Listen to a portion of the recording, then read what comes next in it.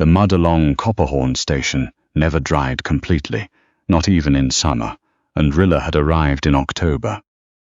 She stood on the CPR platform with her trunk, one latch broken, the other held with twine she'd knotted herself somewhere outside of Revelstoke, and listened to the man who was supposed to marry her laugh. Not nervously, not like a man surprised or sorry.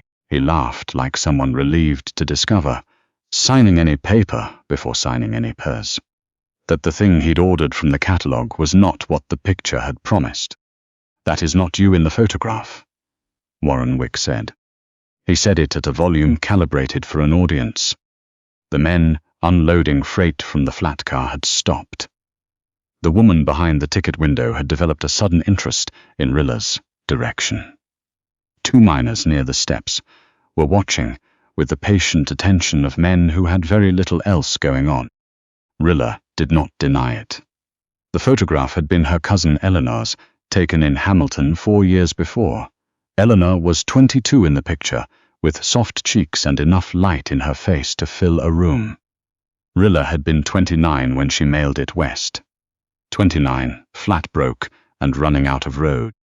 She had told herself it was a practical decision. She was wrong about that. She had been wrong about a great many things. "I paid your passage from Ontario," Wick said. He was backing away from her as he spoke, one careful step at a time. He had a fine coat on. The best coat in Copperhorn, she was fairly certain, and the posture of a man who had purchased his confidence and was not in the habit of offering refunds. "I expected a woman who matched what was promised." "I'm capable," Rilla said. Her voice came out steadier than she had any right to expect, given the state of her chest. "I kept accounts for a dry goods firm for 6 years. I can manage a full household. I can order supplies, balance a ledger, stretch a budget until it screams I can. I didn't send for a bookkeeper." His eyes moved over her with the flat efficiency of an assay, calculating value, finding it insufficient. "I needed a wife who could represent me at the mill owner's table. You lied. You came out here under false pretenses, and you're on your own." He turned around. The mud swallowed his boots with a wet, rhythmic suction as he walked, and the grey October sky pressed down on the mountains behind the town, and Rilla watched his back until it disappeared through the door of the Copperhorn Hotel and did not come back out. She sat down on her trunk. Her legs decided it. The rational part of her brain was still composing arguments, still calculating distances and prices and possibilities. But her legs had made their own assessment, and they were done. She pressed her palms flat over her face. The cold crept up through the worn sole of her left boot. The sound that came up from somewhere deep in her chest was not, strictly speaking, crying. It was the sound of the last structural thing giving way, the final rafter in a roof that had been going for years. "Nobody wants me." She did not say it. It was simply true, the way the cold was true, the way the mountains above the town were true, enormous, ancient, indifferent to all of it. She did not hear the footsteps until they had stopped. Heavy footsteps, the kind that sent a vibration up through the planks. A shadow fell across her hands and blocked what remained of the afternoon light. Rilla looked up. The man standing over her did not belong to Copperhorn Station. She knew that in the same wordless way you recognize a bear track from a boot print. The scale was different, the implication was different. He was large in the way that hard country makes a person large. Dense and deliberate, as if years of serious weather had compressed everything unnecessary out of him. A dark canvas coat, work-worn at the elbows and cuffs, a beard going silver at the jaw. His eyes were the grey of river ice in that moment just before it moves, still, but not safe. He was looking toward the hotel door, then he looked at Rilla. "She's with me." He said it without raising his voice. He didn't have to. The words dropped into the cold air, the way a dropped weight drops, final, without argument.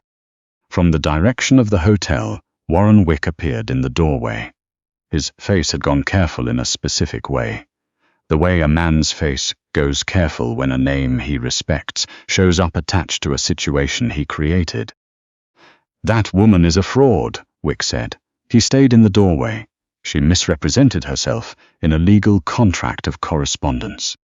"You discarded her," the man said, publicly. "That ends your claim. I'm stating mine. Now see here." "Go back inside, Wick." Wick went back inside. The freight men finished their work. The woman at the ticket window found her papers. The platform emptied of everyone who had been watching with any interest. The man looked down at Rilla. His expression was not warm in any familiar sense. It was something more functional than warm. It was level. "Can you stand?" he asked. "Yes," Rilla said. She stood. "You hungry?" She had not eaten since the previous morning. "Yes," she said again. "Come on then." His name was Coll. She learned it when the proprietor of the general store, a wiry man named Huxley, who had the permanently harried look of someone awaiting bad news, addressed him that way without being invited to.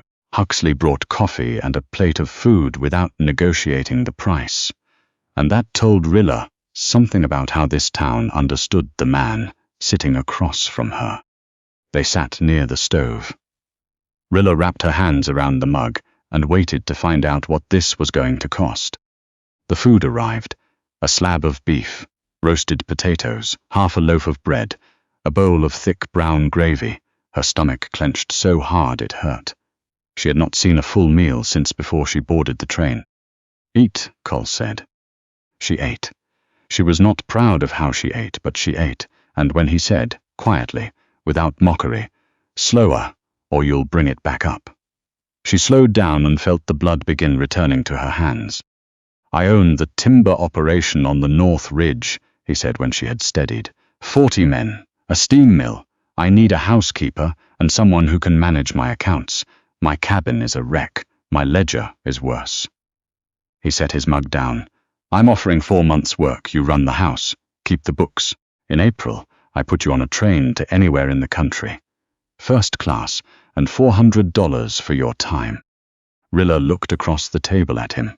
Why not hire a clerk from town? Clerks don't stay up the mountain. They go mad or run off to file a claim. His eyes were steady on hers. Not hard, exactly, but without softness either. The eyes of a man who had learned to spend his honesty carefully. "I watched you out there. Wick tore you down in front of half this town and you didn't run. I need someone who doesn't run." She thought about that. She thought about the $3 in her coat pocket, and the Thursday train east, and the boarding house she couldn't afford for more than a night. Then she thought about the way he had said it. Not "you seem capable," not "I suppose you'll do," but simply, "you didn't run." The last person to have spoken to her like something functional and real had been her supervisor at the dry goods firm, and he had died 2 winters ago. "How long to reach the camp?" she asked. 2 days in good weather, 3 if the trail's against us." "Is the trail bad?" The almost smile moved at the corner of his mouth. "This time of year?" "Always." Rilla set her fork down on the clean plate. "Then I'd better pack my things," she said. The road up the North Ridge was not a road. It was a memory of one. Axe cut decades back, unrepaired since, and the wagon found every buried rock and frozen rut with the dedication of something personally offended. Rilla sat in the wagon bed with her trunk and the winter supplies, wrapped in a canvas tarp that smelled of pine resin and axle grease, and watched the forest change character around her as they climbed. The scrub oak and poplar of the valley floor gave way to cedar and spruce, so old they had stopped being trees in any ordinary sense, and become instead something closer to evidence, proof that it was possible to stand still in one place for a very long time and survive it. Coll drove without speaking. He communicated with the horses through slight shifts of the reins and occasional low sounds that weren't quite words. The horses listened the way a well-run crew listens to a foreman who knows what he's about. On the second afternoon, When the cold had moved through Rilla's clothing and taken up permanent residence in her bones, he stopped the wagon without explanation. He split pitchwood in minutes with a hand axe, built a fire in a sheltered hollow off the trail, heated 2 flat river stones on the coals, wrapped them in burlap, and placed them under the canvas at her feet. He didn't ask if she was cold. He didn't make it a moment. He simply fixed the problem and drove on. She watched his broad back on the bench seat for a long time after that, trying to decide what manner of man he was, and finding that the categories she had available kept proving too small. The camp appeared below them at the end of the second day. Sprawling, functional, loud. Canvas tents and rough timber bunkhouses arranged around a steam-powered sawmill at the valley floor, its iron stack breathing a constant column of smoke into the pale sky. The scream of the circular blade through green timber echoed off the rock faces on all sides. 40 men stopped working when the wagon came down the slope. Cole stood on the footboard before the horses had fully stopped. "This is Rilla," he said, not loudly, clearly. "She manages the house and the books. She's not a topic of conversation, and she's not a source of entertainment. Anyone who needs that explained further can find the trail home tonight and leave his winter wages behind." He sat back down. The men returned to work, as if a switch had been thrown. The cabin sat on a slight rise above the camp, separate from the noise. It was large, 2 stories of squared log and mortared stone, and it had clearly been built by someone who knew what they were doing, and had then proceeded to live in it for years in a state of progressive, cheerful neglect. Rilla stood in the doorway and surveyed the interior. The table was buried under a mountain of paper. Equipment rusted in the corners. The iron stove was coated in old grease, thick enough to be structural. The smell was cold ash, damp wool, and the particular staleness of a space that had not been properly aired in a very long time. Cole stood behind her. She could feel him waiting to see what she would do. She set her trunk beside the door. She rolled up her sleeves. "Where's the wood?" she asked. By the end of the 3rd week, the cabin bore no resemblance to what she'd walked into. She blacked the stove and got the draft working on the 2nd day. She scrubbed the floorboards with lye and boiling water until the grain of the wood came through properly, and the room smelled clean. She sorted the equipment into the lean-to, catalogued the paper into categories, and had bread in the oven before the first Sunday was out. The men in the camp below commented to each other about the smell drifting down the ridge. None of them said anything to her. Her real work, though, the work she had come for, was the ledger. Cole was a brilliant man. In the forest, with a felling axe or a wedge, reading the grain of the mountain and the behavior of standing timber, he was the kind of competent that looks effortless from the outside. His books were something else entirely, not dishonest, just neglected, the way a man neglects things he was never taught to value. Records were incomplete, columns didn't reconcile, and the supply receipts had been organized by the method of being shoved into a cigar box. She sorted them by date. She reconstructed the columns from the start of the season.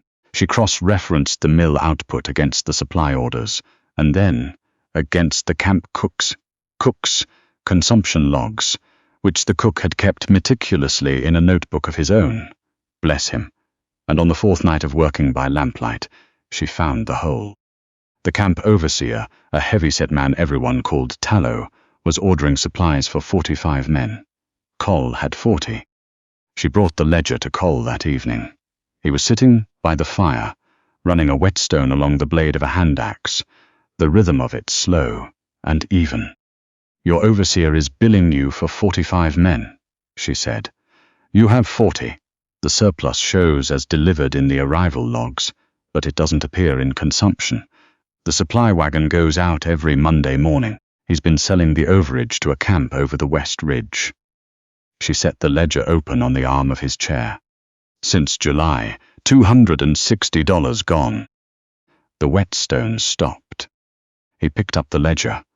He followed her columns with one finger, slowly, cross-checking the figures against his own internal reckoning. The fire crackled. Outside, the wind worked at the eaves. Rilla waited. She had said uncomfortable truths to men before and had learned to watch carefully for what came next. What came from Coll was not anger directed at her. The temperature in the room dropped 2 degrees, quietly, without drama. "You're certain," he said. "Math doesn't guess," she said. He set the ledger down. He picked up his coat from the peg and held it in his fist without putting it on. "Lock the door behind me. Don't open it until I knock." Tallow's bunk was empty in the morning. After breakfast, Coll pushed the full ledger across the table to Rilla's side without ceremony. "You sign every supply order going forward," he said. "Every delivery gets your mark before it goes in the log. Nothing moves through this camp without your name on it." He returned to the mill. Rilla looked at the ledger. She drew it toward her and opened it to a fresh page, and thought, with something she hadn't felt in a very long time, that this was what it felt like to be trusted in exact proportion to what you could actually do. Winter settled in properly by December, hard and absolute. The camp below the cabin went quiet by 7 each evening, 40 exhausted men, sleeping the sleep of people who had spent 12 hours in the cold doing dangerous work with their bodies. Above the camp, the cabin had its own kind of quiet. Rilla and Coll occupied the same space in the evenings, without needing to fill it with talk. She mended clothes by the lamp. He sharpened tools, or worked on worn equipment, or read from the small shelf of books she had discovered under the equipment pile, and catalogued one afternoon Dickens, a surveying manual, a natural history of British Columbia published in 1878. The silence between them was comfortable in the way that only takes time to build. Nothing like the silences she had grown up with, which meant anger, or the office silences, which meant evaluation. This silence simply meant, "The day is done, and we are both still here, and that is sufficient." It was a Tuesday in late November when a dead limb caught high in a spruce canopy finally let go during a midday gale. Coll was directly below it. He came through the cabin door in the early afternoon, with his left arm hanging wrong and his coat torn at the shoulder. Blood had soaked the flannel dark. Rilla did not make a sound that wasn't useful. She moved him to the chair by the lamp, got the light close, and cut the shirt away with her sewing shears. The gash ran along the top of the collarbone, 2 inches, deep enough to need closing. "It needs stitching," she said. "I know," he said. She boiled water, threaded a needle with heavy silk from her kit, and cleaned the wound with the whiskey he kept in the bottom cupboard. He did not flinch, but his jaw was iron the entire time. She leaned in close to tie the final knot. When she sat back to check her work, she found his eyes on her. The pain was still there, but something behind it had shifted, opened, in the way shuttered things open, when they have been kept shut long enough. "You don't panic," he said. His voice was strained at the edges. "My mother was consumptive for 4 years. Rilla cleaned the needle with the last of the whiskey. "Blood stopped bothering me around year 2. What bothers me now is men who don't watch the canopy." A short, rough sound came out of him. It took her a moment to recognize it as laughter, real laughter, the first she had heard from him. And it was a good sound, lower and less guarded than she would have expected from a face like his. She was very close. She had to be to do the work. When she looked up to check the stitching once more, their faces were nearly level, and his were the last eyes she would have expected to be looking at her with that particular quality of attention, not evaluating, not calculating, but simply, completely present. He raised his right hand. Slowly, he tucked a loose piece of hair behind her ear, with a touch that had no right to be as gentle as it was, given the size of those hands and the weight they were built to bear. Rilla did not pull back. She did not breathe. He lowered his hand. He looked toward the window. "Temperature's dropping tonight," he said. His voice was rough. "Yes," Rilla said, "I'll bank the fire." She banked the fire. She did not look at him again that evening. She did not need to. The moment sat between them for the rest of the winter, without either of them reaching for it again, but it was there, solid as a beam in the roof, holding something up. April came slowly, the way it does in mountain country, not a door opening, but a gradual softening, the river below the camp going from silence to rush, the snow pulling back from the south-facing slopes in slow, reluctant stages. The morning Rilla found the iron lockbox on the corner of the desk. Fiat, $400, and a bank draft for a first-class train ticket to any city in the country, placed there without ceremony or explanation. She sat in front of it for a long time, and did not open it. She was still sitting there when she heard the horses. 2 of them coming in fast from the valley trail. She went to the window. Warren Wick, in a coat that had no business being this far up a mountain. Beside him, a man in the grey coat and flat hat of a provincial land office.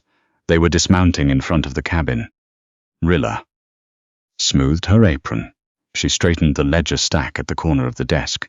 She took a slow breath, the kind she had learned to take before speaking in rooms that didn't expect her voice to carry weight. Wick pushed through the door without knocking. He looked around the cabin the way a man looks at something he expected to be ugly and is irritated to find is not. The clean floors, the stocked shelves, the organized desk. Then his eyes settled on Rilla, and whatever satisfaction he had brought with him returned. "The province has regulations regarding the conduct of timber leaseholders," he said. "Keeping a woman under irregular arrangements constitutes a breach of the moral conduct clause. I filed a grievance. The lease can be revoked." He nodded toward the land office man. "We're here to remove her from the premises."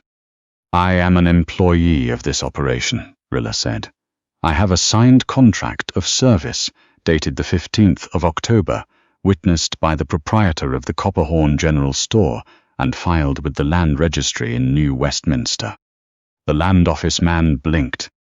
"Furthermore," Rilla continued, opening the left-hand drawer of the desk and removing a folder she had been maintaining since February.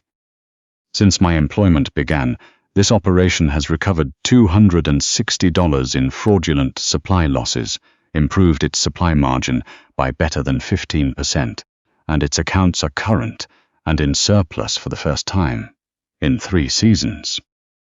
She set the folder on the desk. "If you'd like to review the ledgers directly, I can have everything out in 4 minutes. If you'd like to cite the specific clause you believe has been violated, I'm happy to go through the language with you word by word."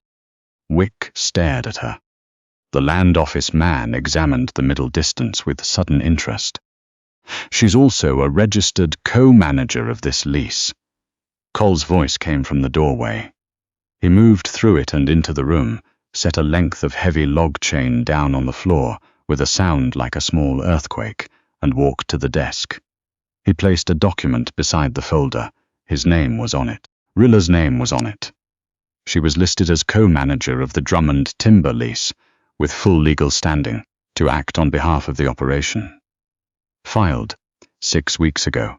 Any action against her is an action against the operation. That's a considerably different legal matter than what you walked in here expecting. The land office man read the document. He read it twice. He looked at Wick. "I've got no grounds," he said quietly. "This is a valid filing. I can't do anything here." Wick's face moved through several colors. "Get off my mountain," Cole said. He said it the way the mountain itself might say it.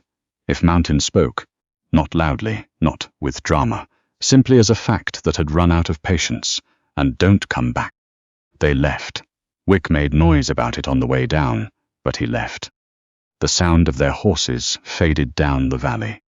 Rilla stood at the desk and looked at the document for a long time. 6 weeks ago, she said. "Yes." "You filed this 6 weeks ago." "Yes." She turned to face him. Cole stood in the middle of the cabin, his coat still over one arm. holding himself with the particular stillness of a man who has made a calculated decision and is now standing in front of its consequences. "You did this without asking me," Rilla said. Her voice was even, but just. "You made a legal decision about my standing, my name, my presence, my rights on this land, without a word to me." "I did." "Why?" "Because Tallow would run to Wick." He set his coat on the chair. "I knew he would. Wick had the money and the spite to use what Tallow told him, and the law was the only weapon he had that could reach this far up the mountain. The filing made you untouchable." He met her eyes. "I should have told you. I know that." "Yes," Rilla said, "you should have." The silence between them was different from the winter silences. This one had weight. "The box," she said. "The $400. You put it there 2 days ago. The money was always yours." Something shifted in his voice, not louder, not softer, but stripped of the reserve he kept as a matter of habit. "I put it there so you'd know you could leave, so that if you stayed, it would be because you chose it, not because you were cornered." Rilla looked at him. She thought about East, about the train, about city rooms above other people's businesses and ledgers that would always belong to someone else. She looked at the cabin, at the stove she had fought into working, at the floor she had scrubbed back to its grain, at the books she had balanced, and the accounts she had saved, and the long winter evenings by the fire, the silence that had slowly become the best kind of quiet she had ever known. "I don't want to go," she said. Something shifted in his face. It was a small movement. With a face like his, it was the equivalent of a building moving. "I didn't claim you on that platform to protect my timber rights," he said. It came out rough, like the admission cost him something he didn't have a great surplus of. "I claimed you because I looked at you sitting in the mud, after Wick walked away, and I knew. The way you know whether a tree will fall clean or hang up, that if I let you disappear into this country without saying anything, I'd be wrong about it for the rest of my life." Rilla's throat was tight.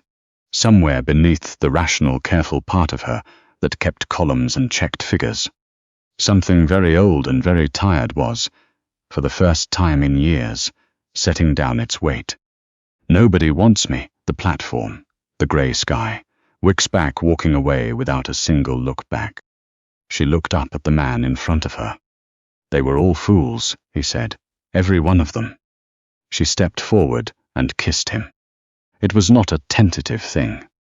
After a winter of maintained distance, of careful not quite touching, of words stopped before they could become permanent, neither of them had any tentativeness left. He kissed her back, with the same completeness he brought to everything, and his arms came around her, and the lockbox and the ticket, and the whole careful accounting of the past 6 months dissolved into something that had never needed a ledger at all.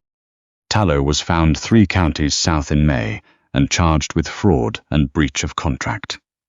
His testimony, combined with Rilla's ledgers, was sufficient to open a provincial investigation into Wick's supply practices across 4 other operations in the district. By August, Wick had retained a lawyer and stopped making noise about anything. The summer ran long and warm. The mill worked full shifts, 6 days a week. The camp books were clean.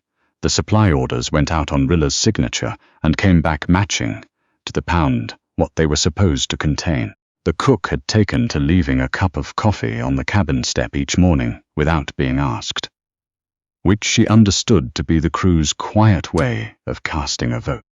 On a morning, in late September, she sat on the porch with her coffee and watched the mountains shift from rose to gold as the light came over the ridge. Cole brought the second mug out and settled into the chair beside her, the one she had moved out to the porch in June, a chair's width from her own. They didn't say anything. The valley below was waking up. The mill smoke beginning its daily column, the river constant and clean below the tree line. There were people, somewhere back east, who had looked at her and added her up and found the sum insufficient, who had seen a woman past a certain age, in a worn coat, without a ribbon in her hair, and decided she came to nothing. She had the ledger to prove them wrong. She had a name on a lease. She had built something out of 6 months of hard work in a country that didn't forgive errors and didn't offer second opinions. She drank her coffee. Beside her, Cole's hand found hers on the arm of the chair, and she let it stay there, warm and unhurried, and the mountains held them both, in the way mountains hold everything, without ceremony, without condition, for as long as they chose to remain.